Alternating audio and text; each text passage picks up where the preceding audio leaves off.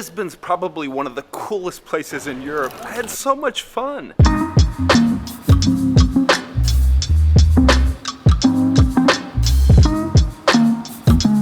Lisbon has so much to see and do that I couldn't possibly fit it all into one video. So here are my bonus suggestions for when you're visiting Portugal's capital city.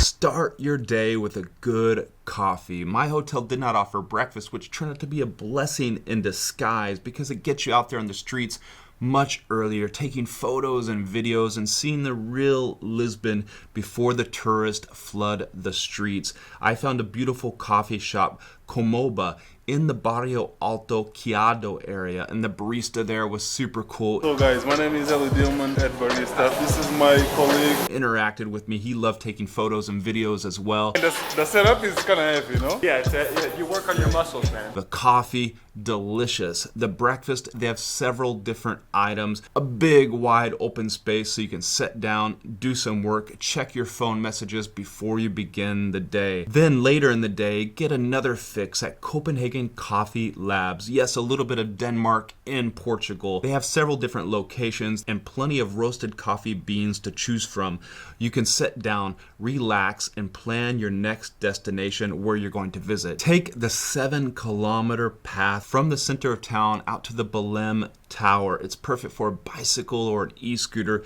You can find it at the Roque Gamero Garden in the center of town, right along the river, or at the tourism office. And from there, you can scan and unlock a scooter and you're on your way. Stop and get a pastis pastry and pass under the famous Golden Gate looking bridge. Do the 7-kilometer ride out and back. Stop for coffee, wine, and pastries. Make a fun morning out of it.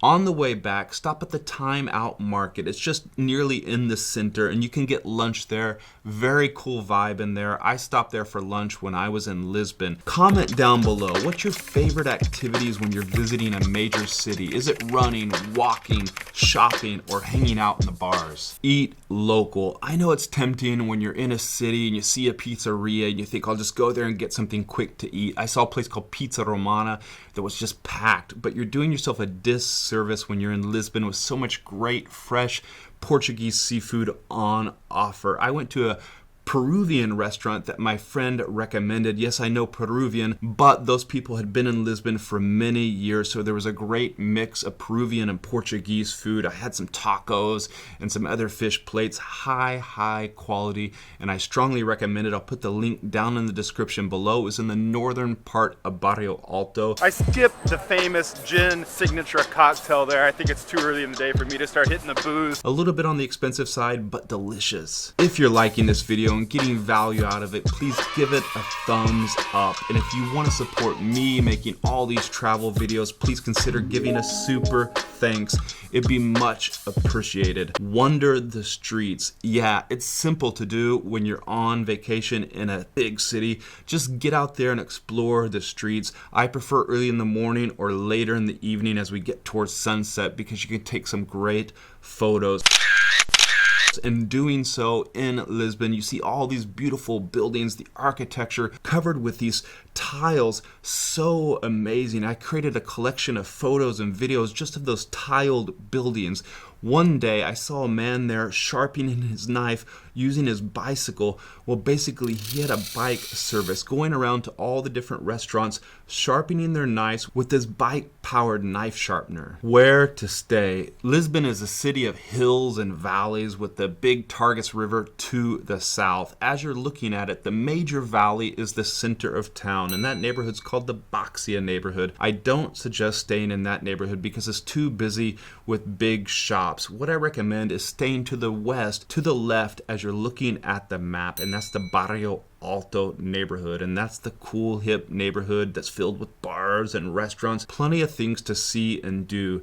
Now Lisbon's old neighborhood, the Alfama neighborhood, where the castle is, That's a very cool place to hang out in and to roam the streets, but I don't recommend staying there because it's separated by another hill and valley before you get westward back into the city center. That means every taxi, every tram, or every trip by foot is going to take you that much longer. How to book. Lisbon, like all other major cities, is suffering the pinch from rental services like Airbnb. Like eating, I suggest that you go local. Find a hotel that's run by locals and stay there. That helps limit the amount of properties that are put online by some of their owners or by companies that takes apartments and properties and puts them out on Airbnb, pushing the locals further and further out of the center and raising the rental prices. It's a complex and complicated issue, this Airbnb and the rental properties, but little steps like this can help keep Lisbon cool. The Miraduros. Go to as many Miraduros or viewpoints up on the hillsides that you possibly can. In Lisbon, there are many of them. Go there early in the morning, get a coffee, or better yet, towards the sunset, go there and listen to some street performer play music. And at every one of those viewpoints, there's always a kiosk where you can get a drink. I spent several evenings there drinking a Super Bock or a sangria, and you can even sit there and drink a water and watch the sun go down on an amazing city. And here are my top 5 places to see and visit in Lisbon.